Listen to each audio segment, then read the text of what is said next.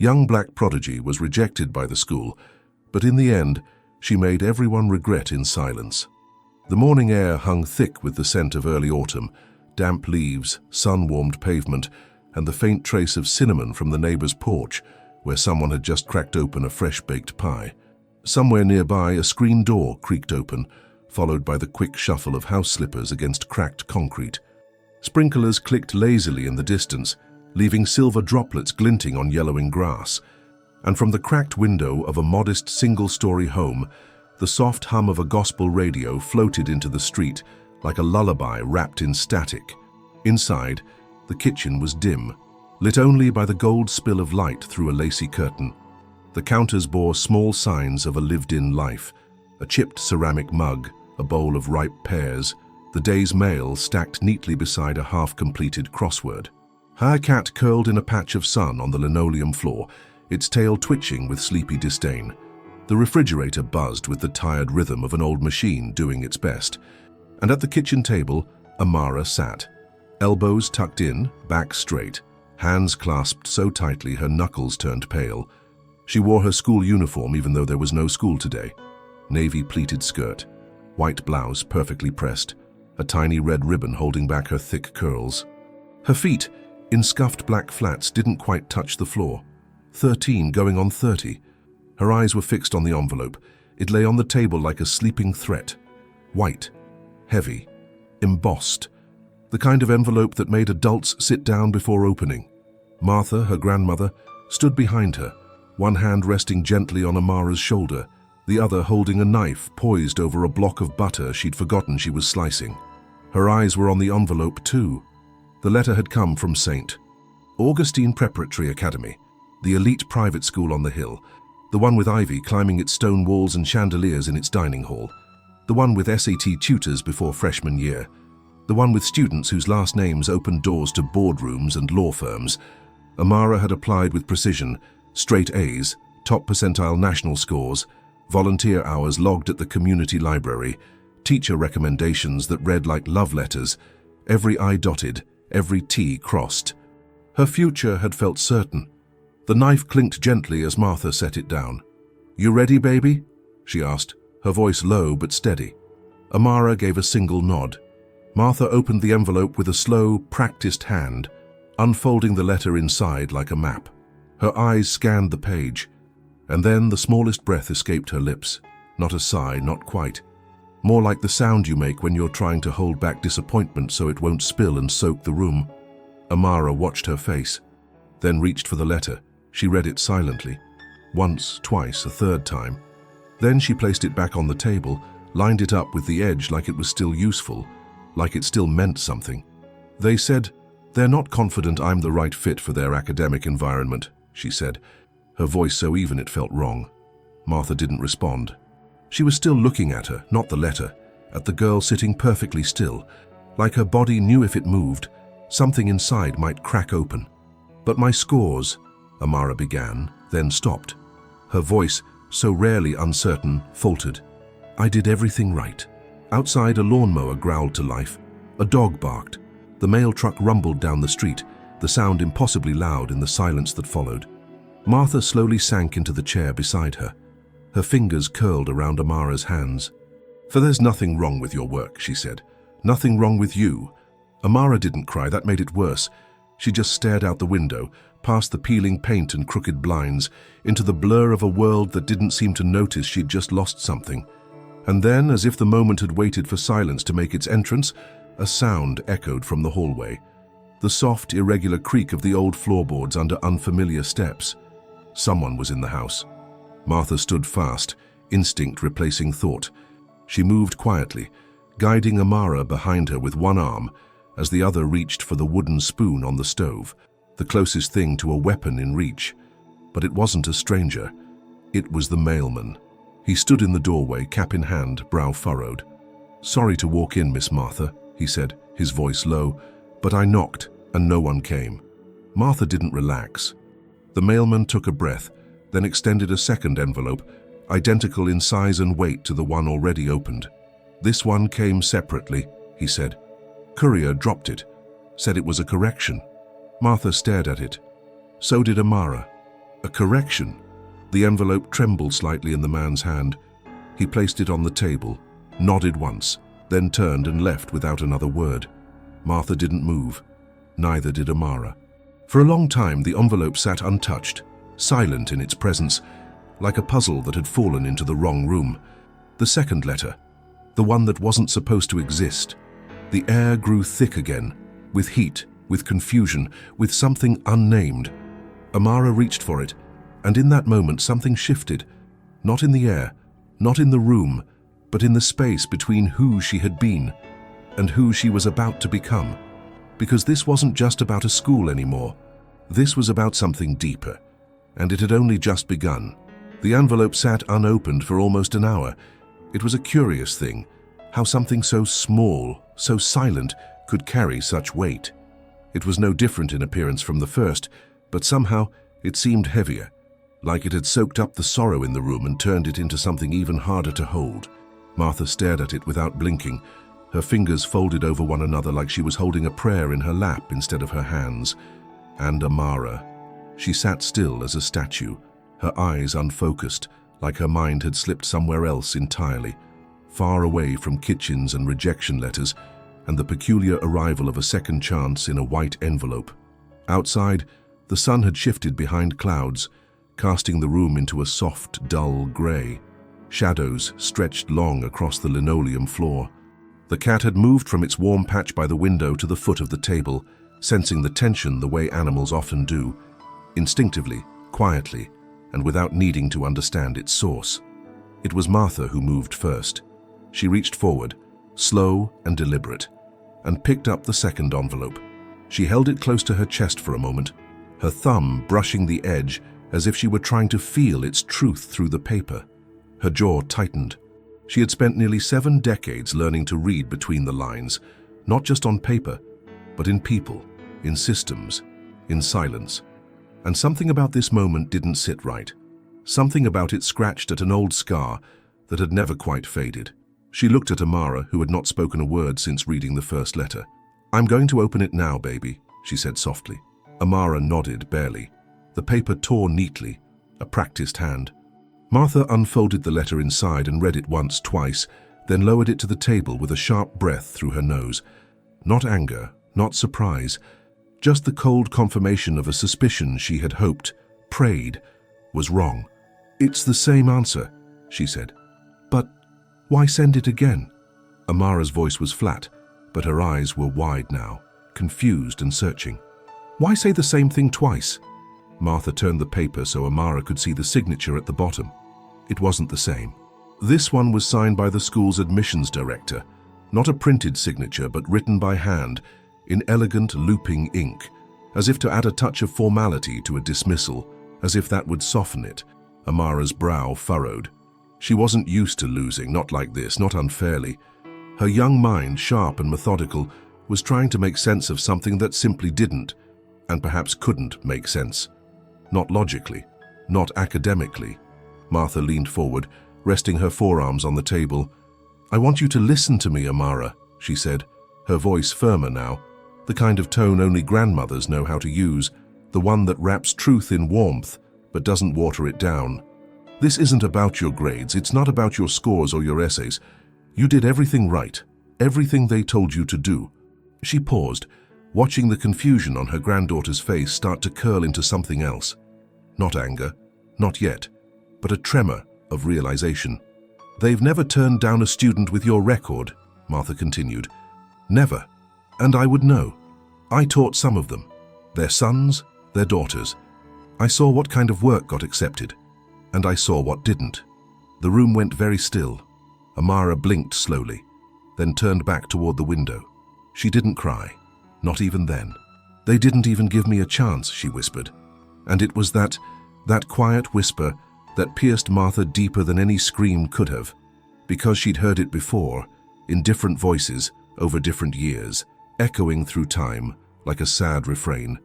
Students who had been told they weren't quite the right fit, colleagues passed over for promotions they had earned, friends overlooked, dismissed, excluded, always with the same smile, the same polite shrug, the same suggestion that it just wasn't a good match.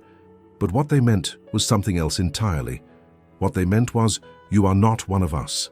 What they meant was, your presence makes us uncomfortable. What they meant was, your skin tells us a story we don't want to read. Amara's fingers curled slowly around the edge of the table, knuckles tightening. It was subtle, almost imperceptible, but Martha noticed. The tension, the restraint, the way a child begins to build walls around hurt, too big to name. Martha reached over and placed a hand over Amara's. "Baby, I need you to understand something," she said gently. "What happened today it's not new, but that doesn't make it right, and it doesn't make it final." Amara didn't speak, but her eyes flicked back to her grandmother, questioning, still hoping for some hidden explanation that could make the world feel fair again. "Sometimes," Martha continued, "the world will try to tell you who you are before you've even finished becoming. But that's their fear talking, huh? Not your truth, you hear me?" A slow nod. Outside, the wind picked up. The leaves rustled on the pavement. The clouds shifted again, letting a narrow beam of light pour through the window and land across the table, cutting the grey in half. It felt like a moment staged by the heavens, a single spotlight on two women, generations apart, both weathering a storm neither of them asked for. Martha stood and walked to the cabinet, pulling down an old tin box. She hadn't opened it in years. Inside were letters of her own, ones she had written but never sent, articles she had clipped, photos yellowed at the edges. She pulled out one photo in particular, a black and white portrait of herself as a young teacher, standing in front of a chalkboard, arms crossed, eyes sharp. She placed it beside Amara's rejection letter. "I fought to stay in classrooms where I wasn't wanted," she said. "You think I didn't hear them call me names behind closed doors? You think I didn't know what they meant when they said I was too passionate or not the right cultural fit? But I stayed, I taught, and I made them see me." She tapped the photo gently. "And now, it's your turn." Amara looked at the picture, then at the letter, then at the window again where children were riding bikes down the sidewalk, unaware of the quiet revolution blooming inside that little kitchen. A spark lit behind her eyes. It wasn't dramatic. It didn't come with a speech. But it was there, a shift, a quiet decision starting to form. Later she would say it began then, not with anger, but with clarity. The kind that only comes when you see the world for what it is and decide to rise anyway. And though neither of them knew it yet, that rejection, those vague, smiling words, would not be the end. They would be the spark, the kind that changes everything. The days that followed the second rejection were quiet, not heavy with sadness, but muffled by something harder to name. Amara's usual rhythm, the humming while she did homework, the clatter of her pencil tapping to imaginary beats, the soft giggles when she teased Martha about her taste in old music, faded into a silence that was too grown up for a 13-year-old girl. She moved like someone trying not to take up space, shrinking into herself, not out of shyness, but as a kind of armor. And Martha, though she never let it show, felt the weight of that shift in her bones. There was a particular kind of ache in watching someone you love encounter the world's cruelty for the first time. For those who had lived long enough, who had survived the closed doors, the forced smiles, the lowered voices that masked judgments, it was a familiar ache. But when it happened to someone so young, so bright, so full of promise, the ache sharpened. It no longer felt like a lesson to be endured. It felt like theft. Still, Martha gave her space. She didn't push. She knew better than to rush a wound before it had even scabbed over. Instead, she did what women like her had always done in moments like these. She cooked, she cleaned, she folded the laundry with precision. She ironed Amara's uniforms even though there was no school to attend. She stitched small comforts into the day, hoping that routine would act as a balm. And when the time was right, when the ache turned from sting to simmer, she knew Amara would speak. It happened one afternoon, just as the first leaves began to crunch beneath tired shoes on the sidewalk. The air smelled of dry grass and baked concrete, and from the front porch came the steady buzz of a neighbor's electric saw as he trimmed crooked branches. Martha was in the kitchen, wiping down the counter for the third time that day, when she heard the faint click of the living room computer, a sound she hadn't heard in nearly a week. She paused, dishcloth in hand, listening. No music, no video playing in the background, just silence, and then the soft tapping of keys. She didn't go in right away. Instead, she waited, letting the moment settle. There was a kind of magic in a young person finding their way back to curiosity. It had to happen on its own. 20 minutes passed before Amara called out, "Grandma?" Martha wiped her hands on her apron and walked into the living room. The curtains were half drawn, sunlight slanting across the floor like long fingers reaching into the past. Amara sat upright, her shoulders no longer slumped, her hands on the keyboard frozen mid-typing. "I found something," she said. Her voice wasn't loud, but it wasn't broken either. There was a tremble of something else in it. Not hope exactly, but maybe its first cousin. She turned the screen. A simple web page. Bright colors, bold letters. National Youth Science Challenge, empowering tomorrow's innovators. Below that, a banner image of teenagers in lab coats holding models, machines, and inventions. And just beneath, the words that made Martha's breath catch for a moment. Grand prize, full scholarship to any partnering science university of the student's choice. Martha read the sentence again, then looked at her granddaughter. "I know I'm young," Amara said quickly, as if anticipating doubts. "And I know the competition is probably hard, but it says students can apply from age 12, and I want to try." Her eyes met Martha's, and for the first time in days, the girl inside those eyes was shining again. Not brightly, not yet, but enough to make the old woman smile. "Then we give them something they can't ignore," Martha said softly. Amara blinked. "What do you mean?" Martha pulled up a chair beside her, lowering herself with the careful grace of someone who'd once moved like wind, but now moved like memory. She looked at the screen, then at Amara's small hands, still resting on the desk. "You were never meant to be quiet," she said. "Not with a mind like yours. Not with a heart like that. If they won't let you through the door, you build a door of your own." Amara's fingers curled slightly. "I want my project to matter. Not just to win. I want to win, but I want it to be for something. Something real." That sentence, simple as it was, bloomed inside Martha like a long-forgotten song. They sat together for hours that evening, brainstorming ideas. The living room floor was soon scattered with notebooks, old science magazines, post-it notes, and Martha's stash of newspaper clippings she'd saved over the years. Amara scribbled designs, crossed them out, scribbled again. Her brow furrowed. Her eyes lit up. She paced, she muttered. She laughed at herself. She asked questions that no 13-year-old had any business asking, and yet Martha had stopped being surprised long ago. "What about clean water?" Amara asked suddenly, tapping her pencil on her lip. "Like for communities that don't have it." Martha turned to her. "People in Flint still don't trust their taps," Amara said, "and in other places it's even worse. Some don't even have filters. What if I could build something that purifies water, but cheap, like really cheap, from stuff people already have?" Martha smiled. Now she wasn't just seeing her granddaughter. She was seeing a force. They spent the next few days gathering materials, old soda bottles, copper wire, activated charcoal, and recycled plastic. They made lists, visited the library, reached out to the community center for help. Martha called in favors from old friends, retired teachers, science nerds, anyone who could lend a hand or a thought. And through it all, Amara moved like a girl on a mission.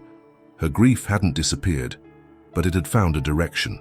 At night, when the house grew quiet and Martha sat in her chair by the window with a cup of chamomile tea, she would watch her granddaughter at the kitchen table, measuring, sketching, programming, testing. There was something healing in it, something holy. It reminded Martha of old hymns sung in small churches, of hands held tight during hard times, of women who cooked when words wouldn't come, of men who marched when doors stayed closed. It reminded her that resilience isn't always loud. Sometimes it hums beneath the surface, steady and sure. Amara's project began to take shape, a low-cost purification system powered by solar energy using everyday items. It wasn't perfect, not yet, but it worked. And more importantly, it had a soul. It wasn't just science, it was service, it was justice. And somewhere deep inside her, Amara began to feel it too, that shift from being small to becoming something bigger than she ever thought she could be. The competition was still weeks away, but the change had already begun, in the sound of water dripping through a homemade filter, in the glow of a child learning to stand taller, in the quiet pride of a grandmother who had seen storms before and now watched the next generation learning how to dance in the rain. The kitchen had changed. What had once been the heart of the home, where cornbread baked in cast iron and gospel hymns played softly from an old radio, had slowly transformed into something else entirely. Beakers sat beside spice jars. Wires curled across the table like metal vines. Martha's best tea towels were now stained with charcoal dust and tiny flecks of solder. And yet, despite the clutter and the mess, the room pulsed with a kind of life that felt sacred. Amara, with her sleeves rolled high and her curls tucked behind her ears, moved through the space like it was a lab and a sanctuary all at once. She was methodical, intense, but never rushed. There was a quiet determination in her now that Martha recognized, not just in the way she worked, but in the way she carried herself, in the way she asked questions, in the way she listened for answers not yet written in books. She was 13, yes, but in moments like this she seemed touched by something older. It began with an old plastic bottle. She cut it in half and filled the top with layers of gravel, sand, and activated charcoal. Below, the bottom half caught the filtered water.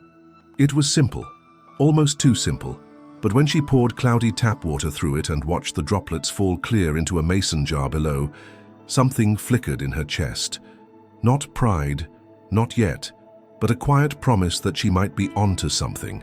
But Amara didn't want simple. She wanted sustainable, scalable. She began adding elements piece by piece.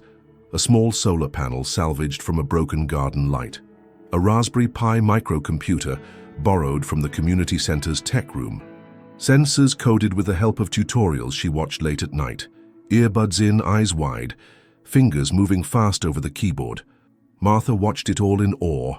She remembered the first time she taught a lesson on molecules to a group of 7th graders back in the 1960s. Boys who had never imagined their skin could belong in a science lab. Girls who had been told to aim for quiet futures. She remembered their eyes, the way they lit up when they realized the universe had structure, and they could understand it.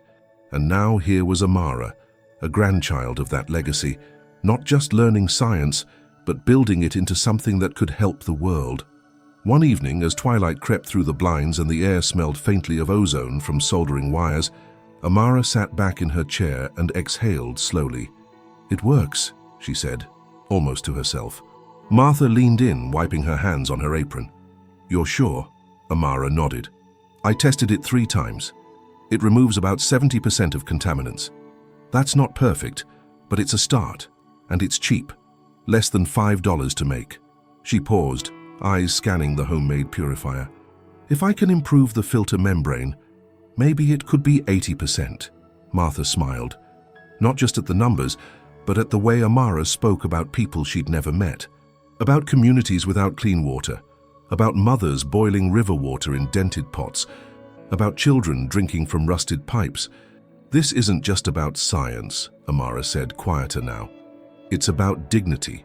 That night, they sat outside on the porch, wrapped in light shawls as the evening cooled around them. Crickets chirped lazily in the grass. The scent of someone's barbecue drifted through the neighborhood. Amara held her notebook on her lap, flipping through pages thick with diagrams, formulas, and dreams. Martha reached over and rested her hand atop her granddaughter's. "You've found your voice again," she said gently. Amara looked down, then nodded. "It's different now," she said. "It's not about proving something to that school anymore." "What is it about?" "Proving something to the girls who look like me." The words lingered between them, soft but powerful. Later that week, Martha took Amara to the church basement, where a few of the retired engineers from the community met on Wednesdays to drink weak coffee and tinker with old machines. One of them, Mr. Johnson, was nearly 90 but still sharp as a tack, and when he saw Amara's design he whistled low and said, "Now that's thinking with your heart and your head." He offered her scraps from his supply boxes, resistors, wires, a few lenses from broken cameras. And when he realized she already knew how to read a circuit diagram better than most adults, he offered her something rarer: respect. "Keep going, girl," he said. "We need minds like yours to fix what we broke." Word began to spread. Not far, not loud, but enough. A teacher at the local school asked if Amara would come talk to her class. The librarian set aside books she thought might help. A woman from the local newspaper stopped by, notebook in hand, wanting to hear more. But Amara kept her focus. The competition was less than a month away. She refined her system, added an LED readout for contaminant levels, created a QR code that linked to a tutorial she'd filmed on Martha's phone, explaining how to build one step by step. She used her own voice in the video, hesitant at first, then stronger with each line. "This is for anyone who's ever been told their water isn't worth purifying," she said into the camera, "or that their life isn't worth investing in." The video was simple, unpolished, but it was real. Martha watched it 3 times that night, each time wiping a tear with the corner of her sleeve. It was around that same time the list of science fair finalists was released. Amara wasn't expecting much. She hadn't heard from the judges, hadn't submitted her video until the final hour. But when she opened the email and saw her name, second from the top, she let out a sound Martha hadn't heard in weeks. A full-bodied laugh, sharp and sudden and filled with joy. She danced around the living room, hands in the air, notebook forgotten on the couch. Martha clapped from her chair, the kind of slow, proud applause that doesn't need an audience. But just as the celebration faded into contentment, a name caught Martha's eye. Jacob Whitman. Amara froze when she saw it. The son of the headmistress, the boy from the polished brochures, the face of privilege and opportunity. A finalist. She stared at the screen, jaw set, shoulders tensing. "He's using a particle accelerator for his project," she said flatly. "Has access to private labs, tutors, equipment I can't even dream of." Martha stepped beside her. "Then it's a good thing," she said, "that your mind doesn't run on money." Amara looked at her, something unspoken passing between them. Not fear, not intimidation, something else. Fire. "I guess," she said, straightening her spine, "we'll just see who really belongs." And just like that, the air shifted again, not with doubt, but with resolve. The kind passed down through generations, the kind forged in kitchens and classrooms and quiet places where brilliance is born not in light, but in shadows. And though the stage had yet to be set, the audience yet to gather, the first act had already begun. Amara wasn't just building a project, she was building a future, and the world was about to see it. The morning light filtered softly through the lace curtains, casting delicate patterns across the hardwood floor like fading echoes of old stories. Martha sat quietly at the kitchen table, her fingers wrapped around a warm mug of tea, eyes fixed on the newspaper that lay open before her. The scent of honey and chamomile mingled with the faint aroma of soldered wires and copper, the scent that had clung to the walls ever since Amara's project took over the house. It was no longer just a science fair entry. It was a living, breathing extension of the girl who created it. Amara entered the room still in her pajamas, her feet bare, curls untamed from a restless night of half-dreams and whirring thoughts. She moved toward the fridge with the unhurried grace of a child at home, but there was something different in the way she stood, an alertness in her posture, as if every moment now carried weight. Martha didn't look up right away. She simply said, "Your name's in the paper." Amara blinked. "Really?" "Page 7, community section." Amara crossed the room and leaned over Martha's shoulder. There, beneath the headline, "Local Girl Develops Low-Cost Water Filter," was a grainy photo of her holding the prototype, her expression serious but proud. The article was short, just a few paragraphs, but it captured something true. A girl with a mission, building something small that could mean something big. She read it twice, then sat down in silence. Martha reached over and gently patted her hand. "You're starting to get their attention." Amara gave a small smile, but her eyes were distant. Her mind was already somewhere else, somewhere filled with faces she hadn't yet met and questions she hadn't yet answered.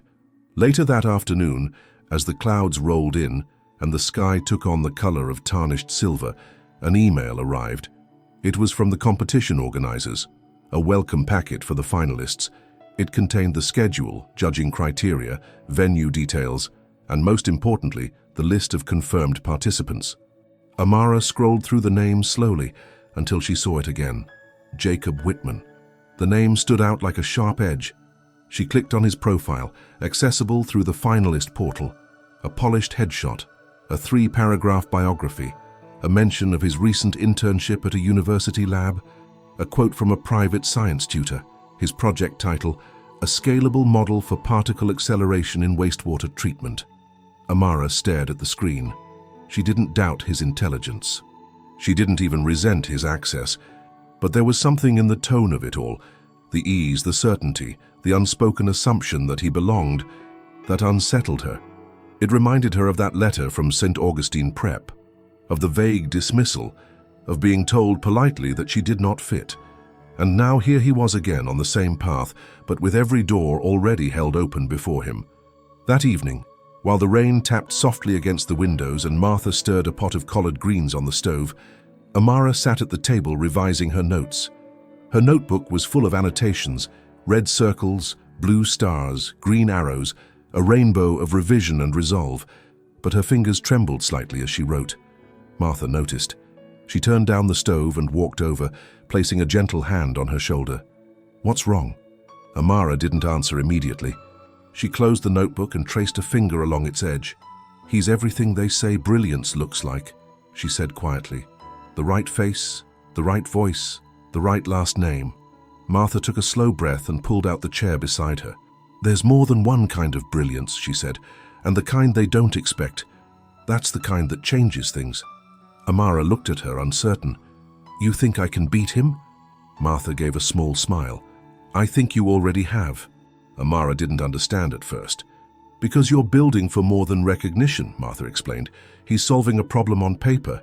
You're solving one in real life. That's the difference." Those words stayed with her. They echoed as she rehearsed her presentation, standing in the living room with a cardboard trifold behind her and her prototype on a stool. They whispered through her thoughts as she tweaked the filter one last time, adjusting the flow valve to prevent sediment buildup. They steadied her breath as she memorized the statistics about water scarcity, learning not just the numbers, but the names of the communities they represented. She didn't need to outshine him. She needed to outlast the lie that she didn't belong. As the competition approached, the pressure began to mount. Her power supply flickered one evening, causing the microcontroller to reset unexpectedly. The community center's printer jammed with the only color charts she could afford to make. Even her video demonstration file became corrupted, forcing her to re-record everything in one long late-night session. Each problem chipped away at her confidence, but each time she rebuilt. With tape, with tools, with sheer will. One night, when Martha found her asleep at the table, her head resting beside her soldering iron, she covered her gently with a quilt and whispered, "Rest now, baby. You've already made your mark." And she had. Though Amara didn't know it, the librarian had taped the newspaper clipping to the community board. Mr. Johnson had shown her prototype photo to his bridge club. The church ladies had passed her story along in whispers between hymns, and a little girl named Nia down the block had told her mother she wanted to be a water scientist when she grew up.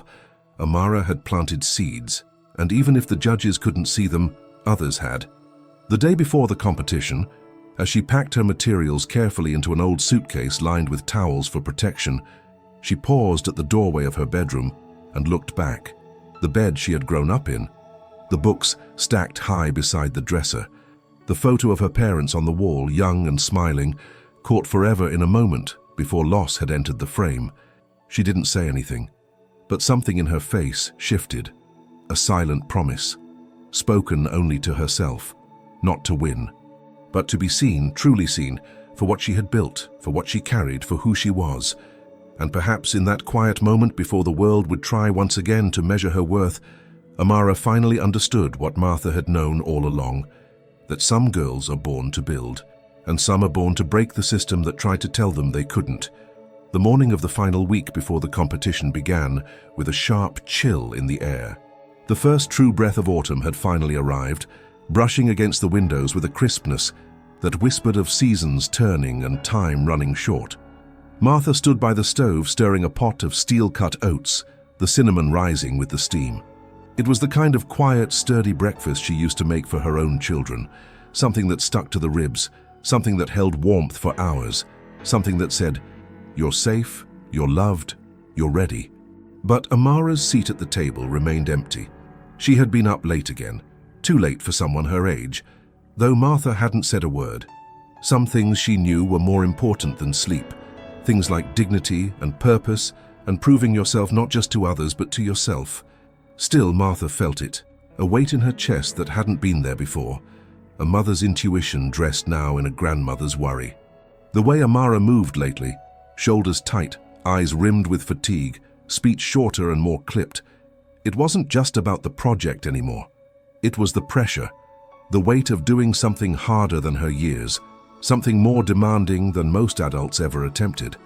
Martha didn't want to smother her, but she wanted to hold her fiercely and say what every woman wants to say when the world dares to bruise a girl with so much light.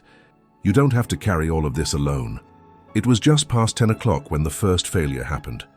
Amara had connected the purifier to her battery-powered microcontroller, the same setup she'd tested half a dozen times before, but this time, when she flipped the switch, nothing happened.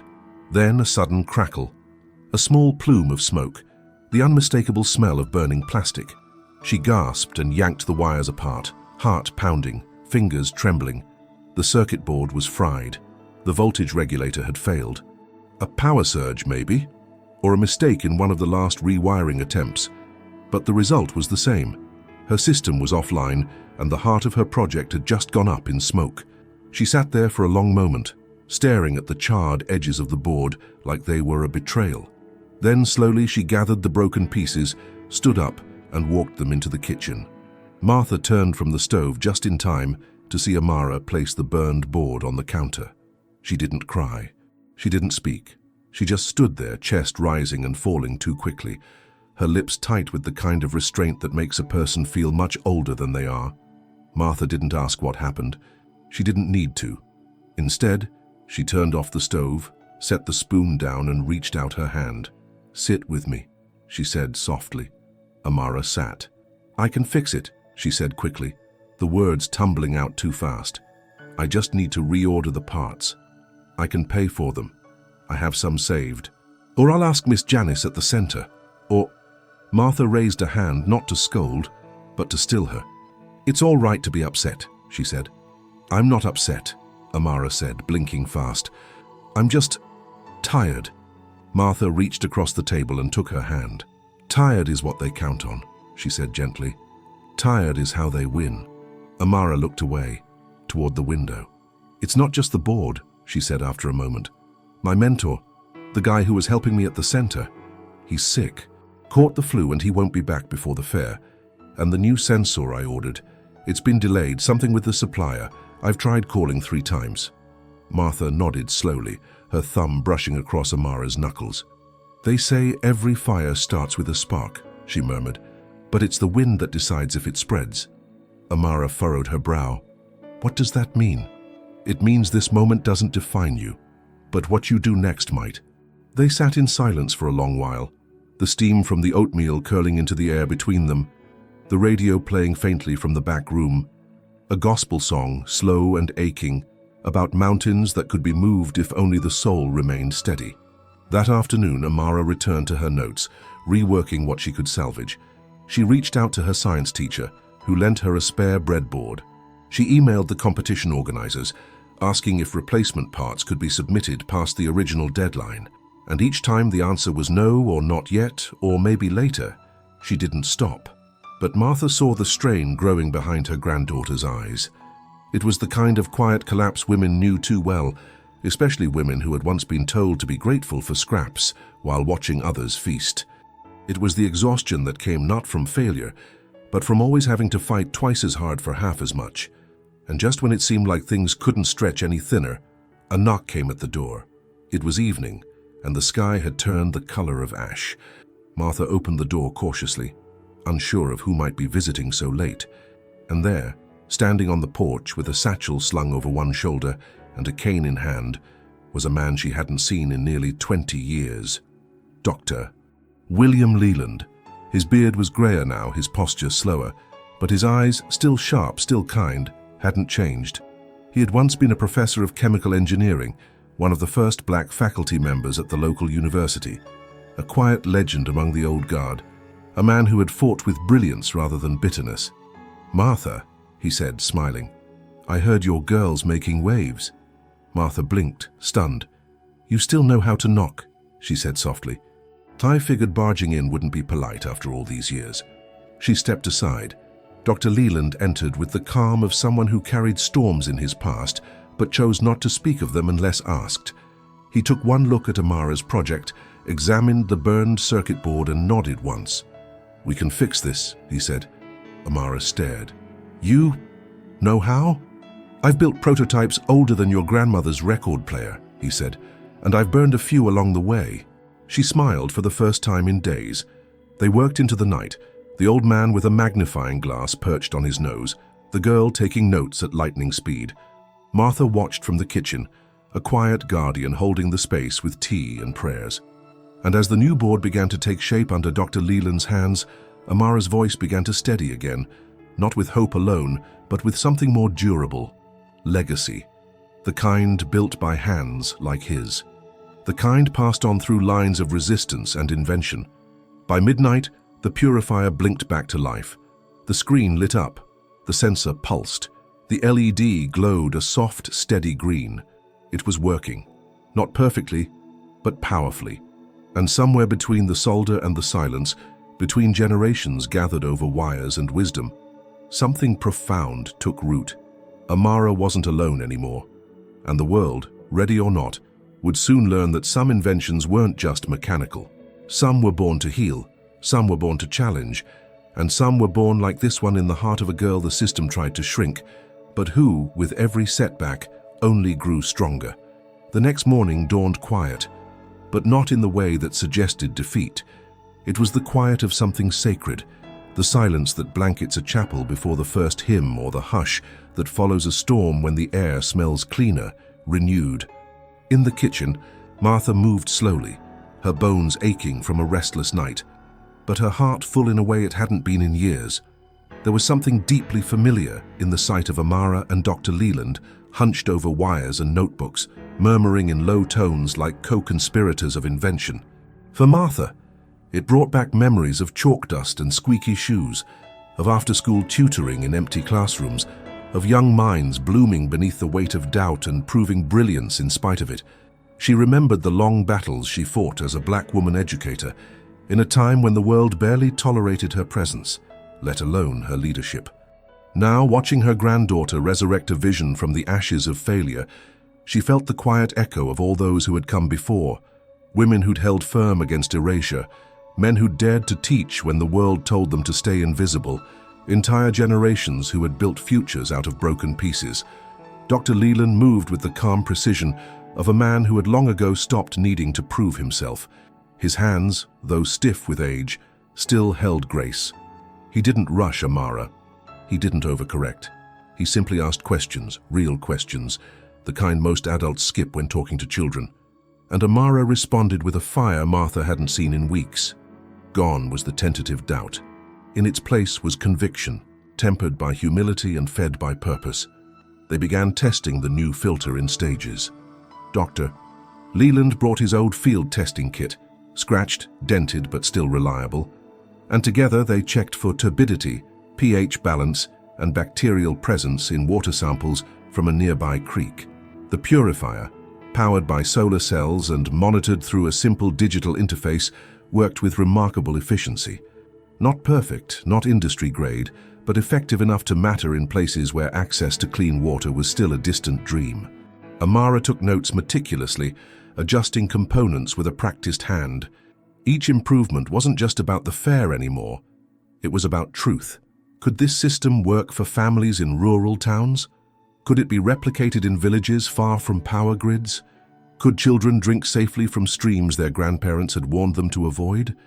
With every answer came a new question, and Amara welcomed them all. In the evenings, they gathered in the living room, the soft yellow glow of the table lamp casting long shadows across open books and coffee mugs. Dr. Leland would tell stories from his time in academia, not the triumphs, but the battles, being the only black man in a research team of 20, having patents credited to others, watching grants disappear once his face was attached to the proposal. But he never spoke with bitterness, only with clarity. "They'll try to take your light," he told Amara one night, leaning back in the creaky armchair. Not because it's not bright, but because it shines where they don't want to look. Amara listened with a stillness that belied her years. She didn't interrupt. She simply absorbed word by word, as if storing them for the day she would need to repeat them, perhaps to another girl, or to a room full of them, long after this project was done. Martha, seated nearby with her knitting needles moving gently, felt a deep sense of something ancient unfolding. The transfer of memory, the passing of torchlight, the stitching of legacy not through blood alone, but through courage shared across time. By the third day of working together, Dr. Leland had helped Amara develop a collapsible version of the purifier, easier to ship, more affordable to produce. They added a built-in UV LED, which activated during filtration to improve bacterial reduction. The new version could be assembled with just a screwdriver and access to basic hardware store items. But perhaps more important than the design itself was the confidence it gave Amara. Her presentation script, once halting and full of technical jargon, began to evolve into something more grounded, more human. She no longer led with chemical compounds or statistics. She began with a story. "My name is Amara Jackson," she practiced aloud in the living room one evening, standing straight with her trifold board behind her. "And I'm here because there are families like mine, who boil water every night, not to cook, but to survive." She paused. "And I believe science isn't only for labs and textbooks. It's for the people." Martha felt her throat tighten. She looked at Dr. Leland, who gave a barely perceptible nod. Not of approval, but of recognition. He had seen that kind of voice before, rare, unteachable, born from the union of hardship and heart. That night, long after Amara had gone to bed, Martha sat with Dr. Leland on the porch. The air was cool, and the stars stretched wide across the dark sky like prayers unspoken. The silence between them was comfortable, shaped by decades of parallel paths, mutual respect, and the weight of things they'd never had to say out loud. "She reminds me of someone," he said finally. Martha glanced at him. "Your daughter?" He chuckled. "No, you." Martha's laugh was soft, but her eyes grew moist. "She's going to change things," he added. "She already has," Martha said. Dr. Leland leaned on his cane and stood, his silhouette tall and sure against the night. "She doesn't need me anymore," he said, "but I'll be in the audience." Martha nodded, understanding. And when she watched him walk down the path and disappear into the streetlight's reach, she felt the gravity of the moment settle deep into her spirit. Help had come, not from the places she expected, not from schools or officials, but from old friendships, long-earned wisdom, and the kind of invisible community that forms between those who have fought similar battles in different times. Inside, Amara was still awake. She sat by her window, staring out at the stars, her notebook open on her lap, her pen moving slowly. She wasn't writing code now. She was writing her story. Not the polished version for judges, but the truth. The version where rejection didn't end her. It clarified her. Where failure didn't define her. It refined her. And where the help she needed didn't arrive in suits and accolades, but in the worn hands of a man who knew how to solder dreams back together. By the time she closed her notebook, the house was dark and quiet again, but something was different now. Her project worked, her message was clear, her voice was ready. And though the competition stage was still days away, her moment had already begun. Because sometimes the greatest victories aren't won in front of crowds. They begin in quiet rooms between generations, under stars that have watched 1,000 such stories unfold, and whispered again and again, "You were never alone." The morning light was soft and pale, the kind that settles gently across a room before the world begins to stir. In the Jackson house, it filtered through the kitchen window, illuminating the steam rising from a pot of grits on the stove and the carefully pressed white blouse laid across the back of a chair. The hum of the refrigerator, the rhythmic tap of a spoon against ceramic, and the sound of a tea kettle beginning to sing created a kind of quiet music, the prelude to a day that would live in memory far longer than it lasted in time. Martha stood by the stove, smoothing the front of her dress as she glanced at the clock. Her hands moved with grace, but there was a slight tremble in her fingertips, not from age, but anticipation. She had been to countless school events in her life, recitals, debates, graduations. But this day felt different. This wasn't about grades or applause. This was about presence, about being seen, about a girl standing in front of a room that had, in many ways, already tried to erase her, and speaking anyway. Amara came down the hallway with her shoulders square and her face calm, though Martha could see the tightness in her jaw. She wore her white blouse tucked into a navy skirt, and her shoes, polished until they gleamed, clicked softly against the floor. Her prototype was packed into a wheeled case, wires secured, sensors checked, tubes labeled in neat handwriting. The trifold board, folded carefully, was tucked under her arm. "You ready?" Martha asked, her voice low. Amara nodded once. "I think so." They drove in silence most of the way. The city was just beginning to wake up. Joggers on sidewalks, shops unlocking their doors, the smell of baked goods drifting from corner cafes. It was a beautiful morning, calm and gold and full of promise. And yet it carried with it a kind of tension, the way a held breath does, just before the words come. The competition was held in a large auditorium attached to the downtown university. The building's facade was modern, all glass and steel, but inside the air was thick with nerves and fluorescent lighting. Dozens of student finalists were already setting up, some with parents in tailored suits, others flanked by teachers and science mentors in branded polos. Tables were lined in long rows, each assigned a number, each surrounded by trifold boards in bold colors, laptop screens playing demo loops and elaborate equipment carts wheeled in with the kind of ease that spoke of access. Amara found her table near the far wall.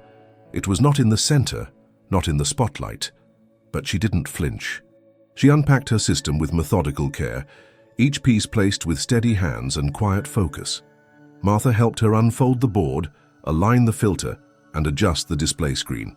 A small printed sign read, "Low-cost solar water purifier, community-powered innovation." Other students passed by and glanced her way, some curious, others indifferent. One girl smiled warmly.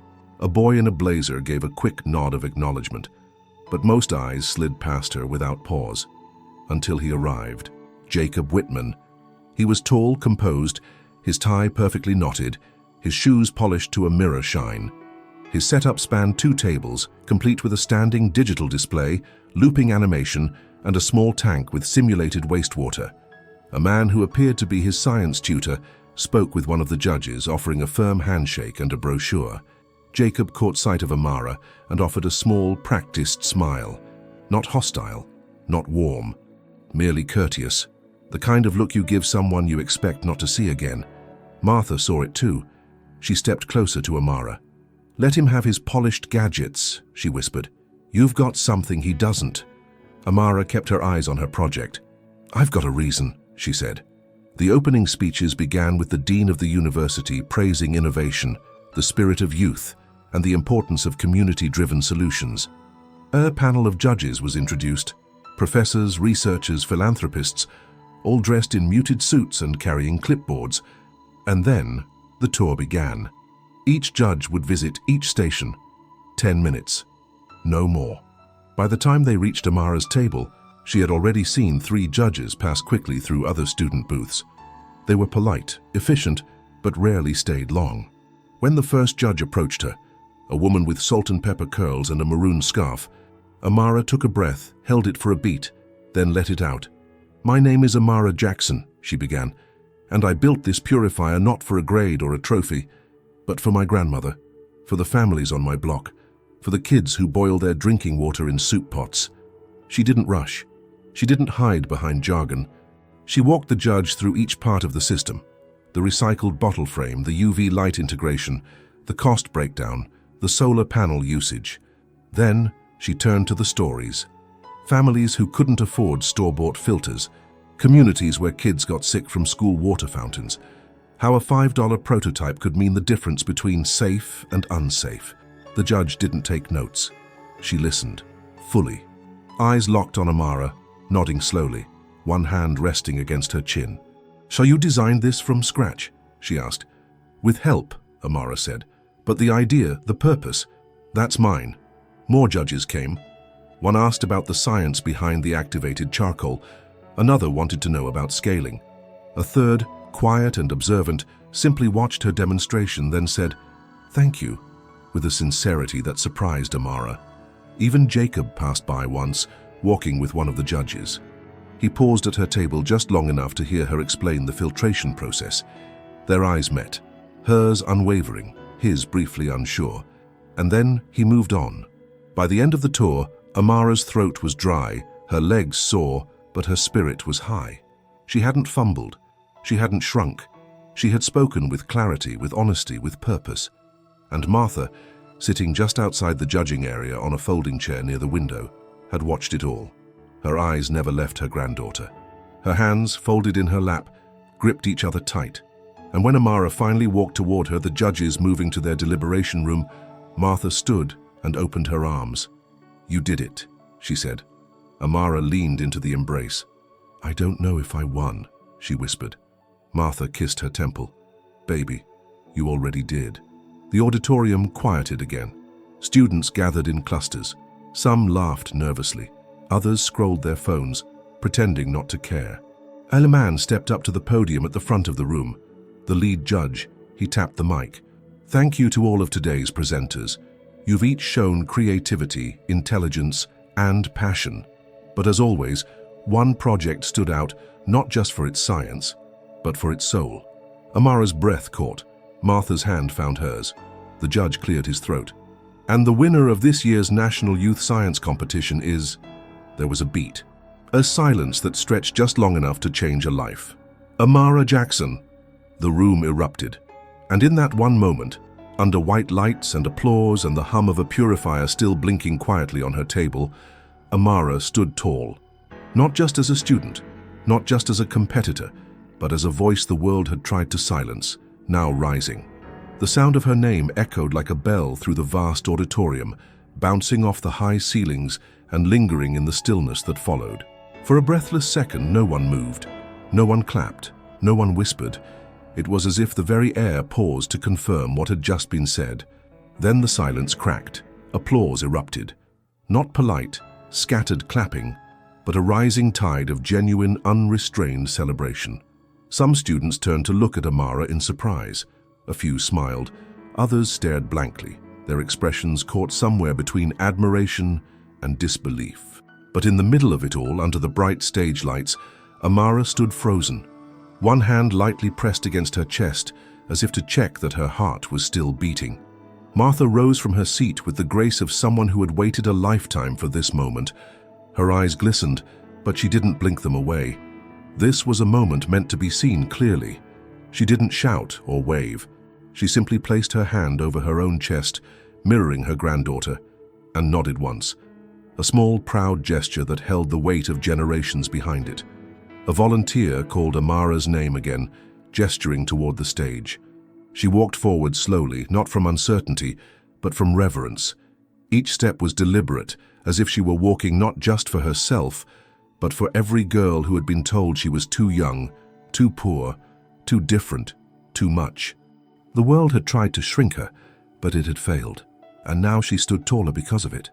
On stage, the judges shook her hand. The lead judge leaned in and said softly, "You reminded us why science exists. Not for applause, but for people." She smiled and whispered back, "That was the point." The trophy wasn't large, a modest glass sculpture etched with the competition's logo, but in Amara's hands it felt monumental.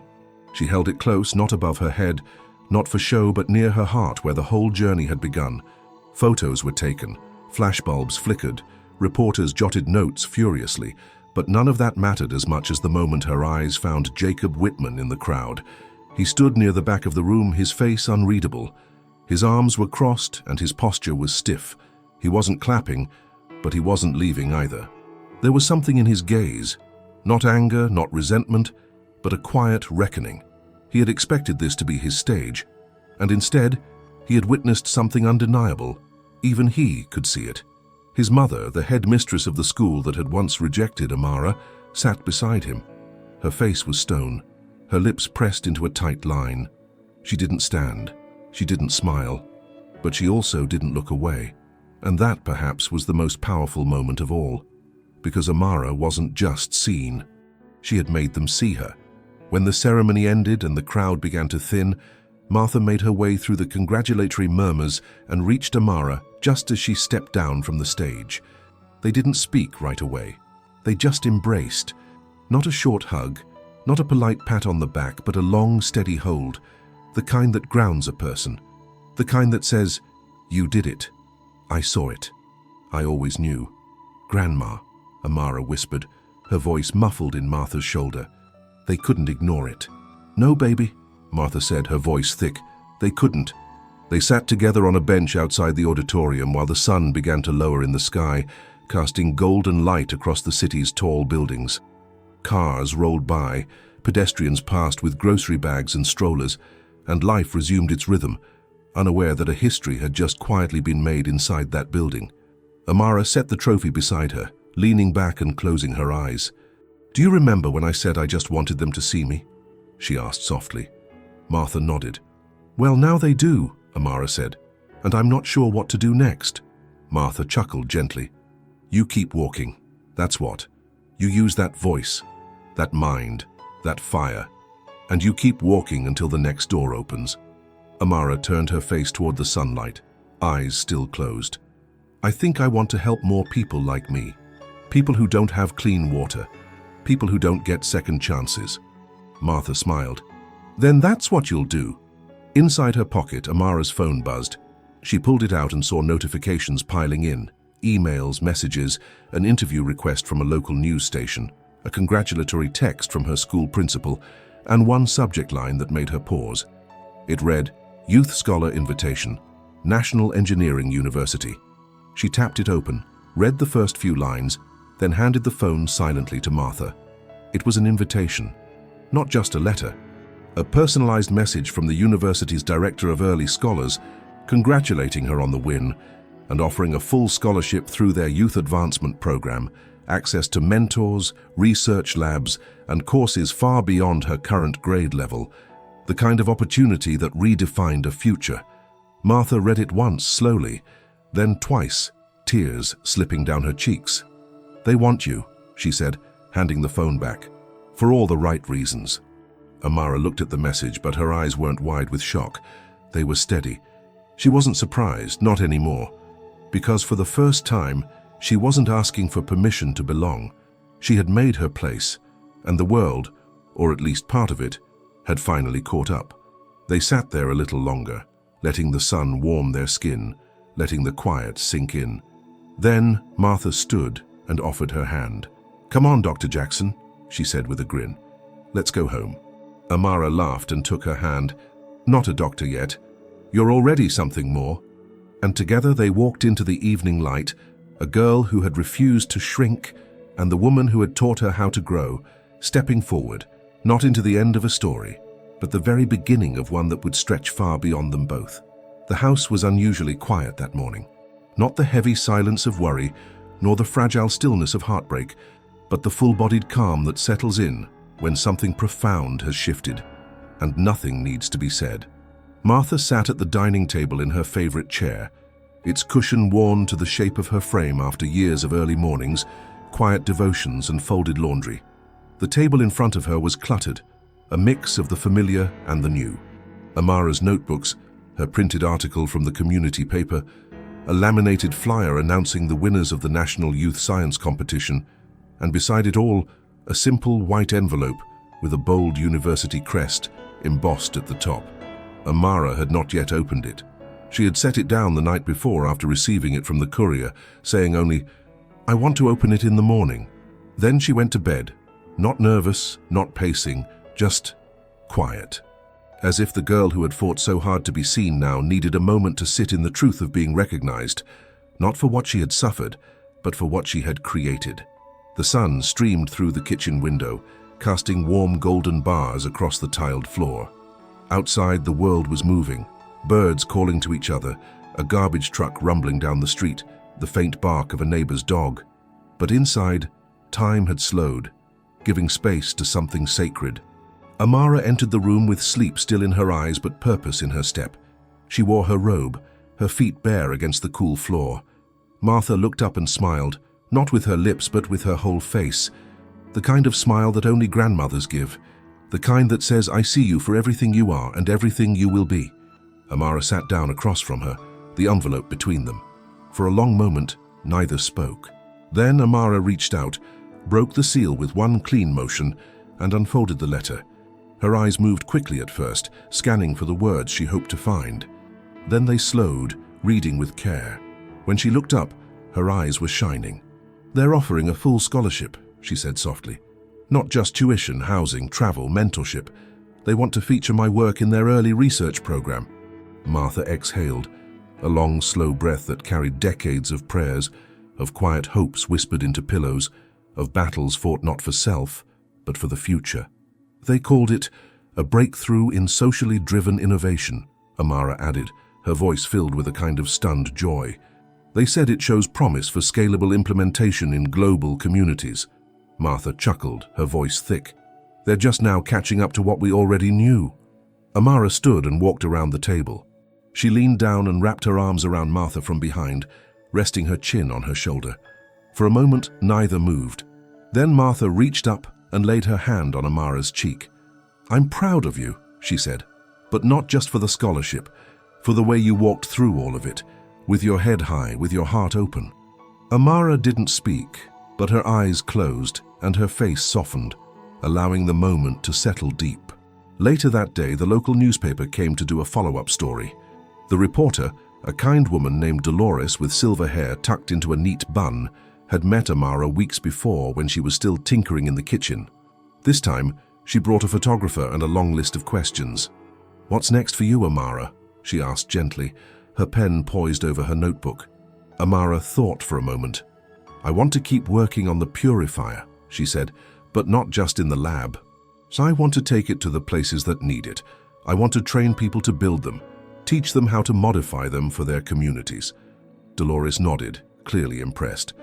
"And how do you feel, being recognized at such a young age?" Amara glanced at Martha, who sat just off camera, watching. "I feel like this is the beginning," she said. "Not just for me, but for kids like me, the ones who aren't supposed to win, the ones people underestimate because of their zip code, their skin, or their silence." The article was published the next day under the title, "Teen Scientist Breaks Barriers with Clean Water Breakthrough." The photo showed Amara standing in front of her project, her arms crossed, eyes steady.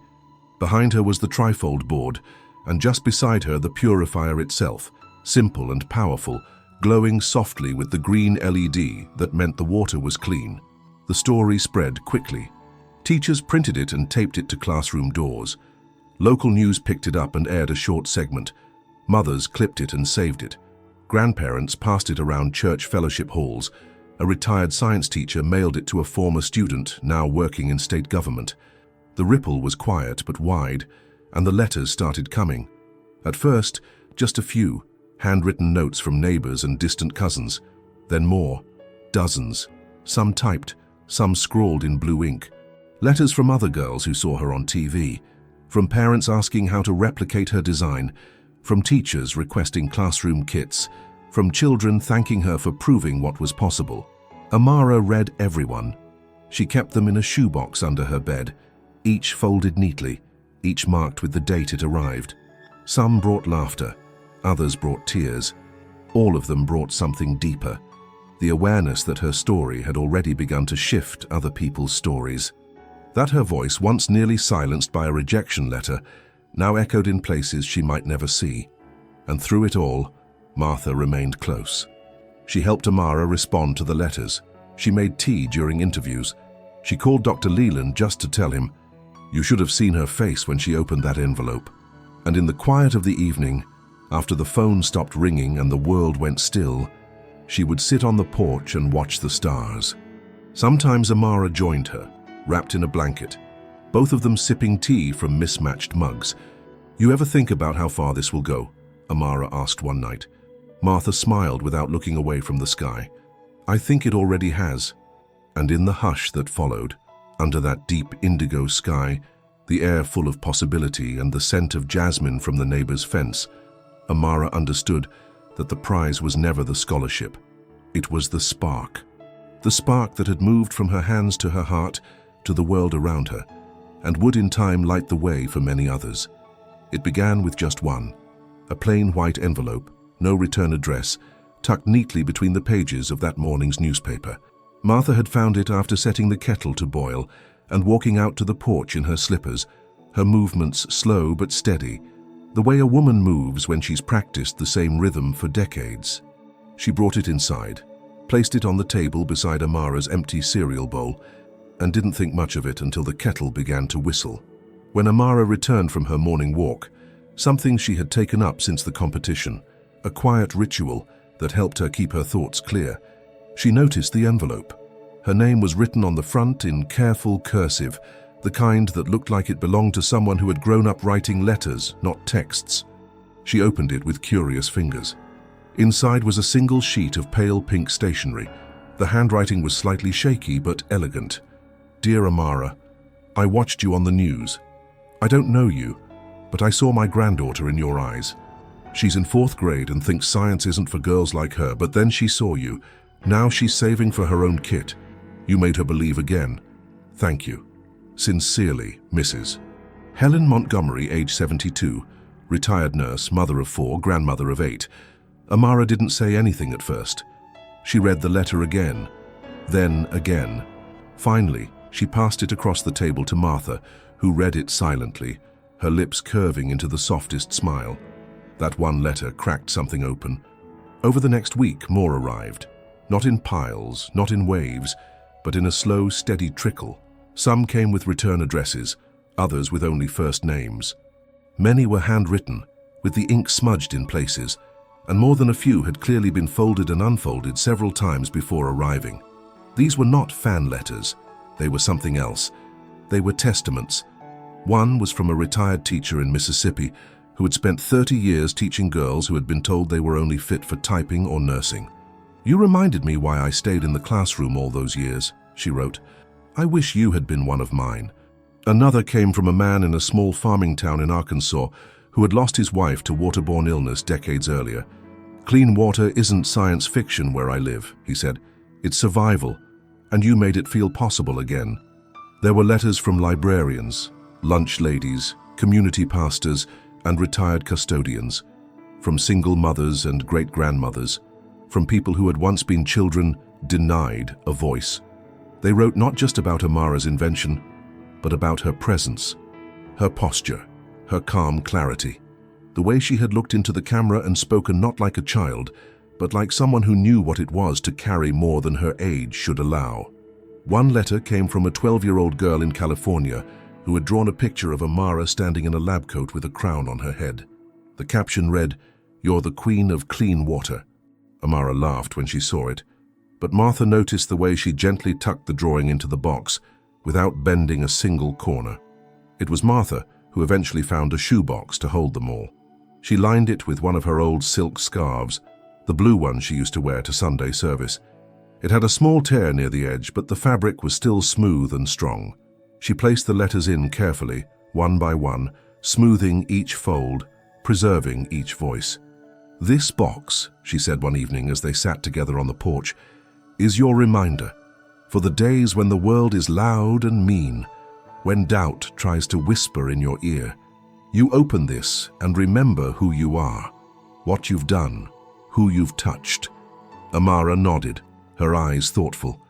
"I didn't expect it," she said. "I thought after the award, after the university letter, that would be the big moment. But this, it's deeper," Martha said, placing her hand gently on Amara's. "Because it's not about who's watching, it's about who's waking up." One evening, near dusk, a woman knocked on their front door. She was in her 60s, dressed neatly in a floral blouse and slacks. She carried no camera crew, no clipboard, just a manila folder in her hand. Her name was Mrs. Lillian Carter, a principal from a nearby public school. "I came to see the girl," she said, "the one who made that water purifier." Martha invited her in, offered her sweet tea and called for Amara, who came down the hallway wiping her hands on her jeans, still smelling faintly of glue and plastic from the latest prototype modification. Mrs. Carter stood when she saw her. "You're shorter than I expected," she said with a smile. But then again, most giants are. She opened the folder and laid out a plan. Her school was starting a STEM initiative, not because of a grant, not because of a state directive, but because of Amara. The staff had voted unanimously to name the new science lab in her honor. They wanted Amara to visit, speak to the students, show them what possibility looked like in the flesh. Amara sat very still as she listened, then said, "Can we include a filter-building workshop?" Mrs. Carter smiled. "That's the idea." Later that night, when the house had gone quiet again and Martha was folding laundry in the back room, Amara sat on her bedroom floor beside the box of letters. She didn't open them this time. She simply placed her hand on the lid and sat there, breathing it in, the weight of gratitude, the shape of legacy. She had started this journey thinking she needed to be accepted by a school, by a judge, by a world that saw her as a statistic. But the letters had shown her something deeper, that the real measure of her work wasn't in awards or scholarships, but in echoes, the way her voice had traveled through the cracks and corners, finding others who needed to hear it, stirring something awake in those who had long been quieted. And somewhere, deep in her spirit, Amara knew this was only the beginning. She wasn't just building filters. She was becoming one, a filter for doubt, a purifier of silence, a vessel for clarity in a world that often made things murky. And with every letter, every folded page, every name scrawled in ink, she was reminded, her story was no longer hers alone. It belonged to every hand that had ever reached for clean water, for justice, for the right to be seen. The seasons had begun to turn again. The mornings arrived a little crisper now, and the smell of fallen leaves clung to the wind like memory. Martha could feel it in her knees, in the corners of her fingers, in the way the sun slanted lower against the kitchen window. Change was in the air, not just in the weather, but in Amara. The girl who had once crouched over a pile of wires at the kitchen table, fighting for a chance to be seen, now moved with the quiet purpose of someone who had stepped into herself fully. Her posture was different. Her voice had settled into a deeper rhythm. And more than anything, her days had taken on the shape of something larger than just her own goals. Amara's acceptance into the university's early research program had opened doors, yes, but she didn't rush through them. She moved with care. She knew what it meant to walk into spaces where people didn't expect her to belong. She also knew now that belonging didn't mean being accepted. It meant showing up with all of who you were, regardless of the welcome. She took classes alongside older students, many of whom initially underestimated her, but they didn't for long. Her questions were sharp, her insights precise. Professors began calling on her not out of novelty but necessity. Her ideas challenged even the most polished presentations. She wasn't there to impress. She was there to build, and build she did. The purifier she'd presented at the competition became a prototype. The prototype became a field-tested model. Through partnerships with the university's public health department and a local non-profit, Amara began distributing the system to communities across the state. Small towns, rural schools, shelters, places where clean water wasn't always a given, but always a need. She created video guides in multiple languages, traveled on weekends with volunteers, met with city officials, took notes at every stop. She didn't just bring solutions, she listened first. She asked mothers what they needed, grandfathers how they used their water, teachers where the pain points were. Martha watched all of this from a place just behind the spotlight. Proud, yes, but more than that, deeply grounded in the knowledge that this was the kind of change that didn't come from ambition alone. It came from rootedness, from legacy, from the determination to make one's life count not in titles or prestige, but in the lives touched. One evening, Amara was invited to speak at a youth summit on innovation. It was her first time on a stage without a project to explain or a demonstration to give. She stood alone under warm lights, in front of rows of folding chairs filled with students from public schools, charter academies, and community centers. Many of them looked like her. Many of them she knew had heard some version of what she once had. Not the right fit. She began without notes. "I was told once that I didn't belong in a school," she said, her voice clear and steady. "Not because of my grades, not because of my effort, but because someone looked at me and didn't see potential." The room went still. But what they didn't know, she continued, was that I wasn't waiting for their permission. I was building my own path. She didn't speak with fire. She spoke with truth, measured, reflective, unwavering. She shared how rejection became her blueprint, how science became her language of justice, how failure became the material from which she built something lasting. And at the end, when the applause rose around her like a wave, she didn't smile in triumph. She simply nodded, as if to say, "We're just getting started." Back home, Martha clipped the summit article from the local paper and added it to a growing scrapbook. She labeled the page with the date, just as she had done with every milestone. It was no longer just a collection of moments. It was a testament, the living archive of a girl becoming not just successful, but significant. That week, Amara announced the launch of her foundation, a non-profit dedicated to sustainable water solutions in underserved communities.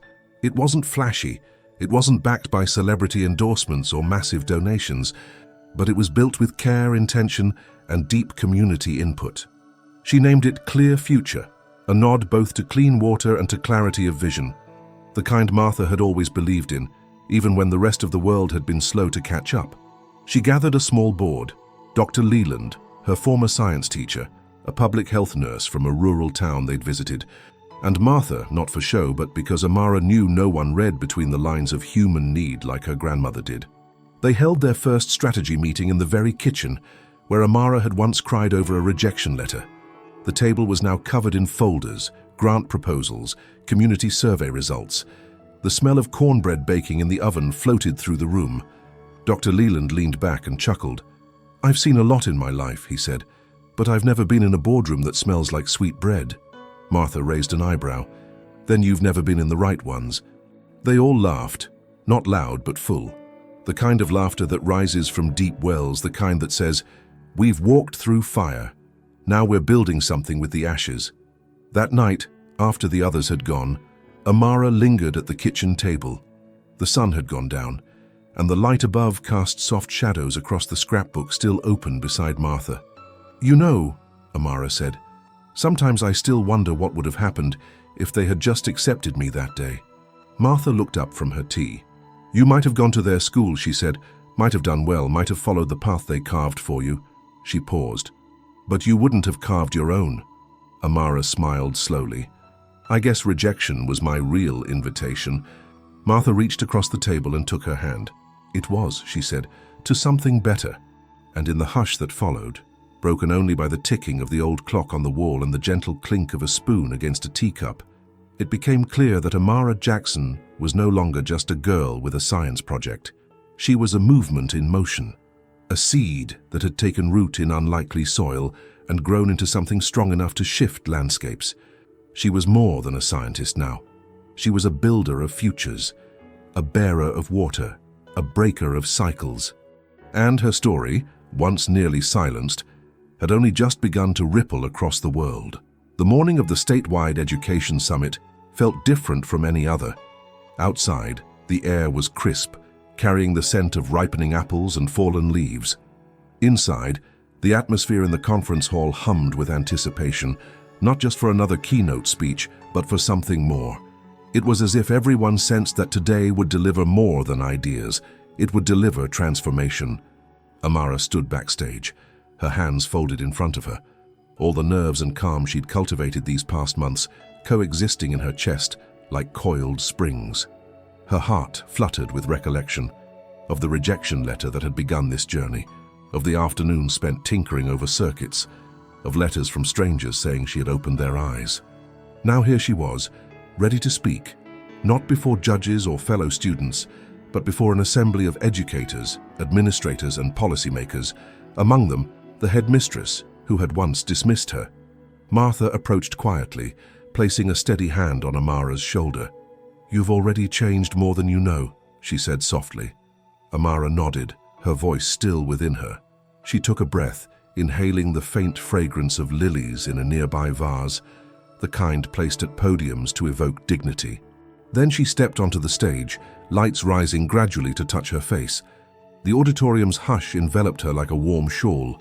Before her, rows of seats filled with women who told her stories of struggle and perseverance, retired teachers, caretakers, community leaders who had loved learning through every barrier. She felt their eyes, their anticipation, their hunger for something real. At the back, sat the headmistress, poised, composed, expression unreadable. A woman whose power had once defined doors closed to Amara. Now in this moment she simply watched. Amara began. "Good morning, my name is Amara Jackson. I'm here not as a student who won a prize, but as a young person who learned that belonging isn't something granted, it's something created." Her words were quiet, but they echoed. She spoke of dreams nurtured in small kitchens, of circuits soldered with hope, of the filter that became her voice. She paused when she named the headmistress, referring indirectly to influence, privilege, and rejection, gently woven into the fabric of her narrative. Without accusation, but with conviction, the audience listened. The headmistress's gaze remained steady. Amara continued, telling how clean water systems became lifelines and landmines in communities forgotten by policy. She spoke of dignity, of we, not us and them. She painted a future where science served people, not prestige. She invited educators to see potential in every child, especially those system told were not the right fit. When she finished, the room was still. Then applause began, slow, thoughtful, growing into a wave that carried her standing ovation. She exhaled. Her knees didn't buckle, but her spirit did soften, relieved by recognition. As she stepped off the stage, Martha waited with outstretched arms. They embraced, the world trembling around them, not with tension, but with release. In that moment, the journey wasn't over, but the weight had lifted.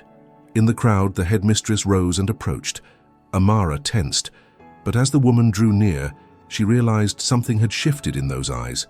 The headmistress offered her hand, not stiffly, but in acknowledgement.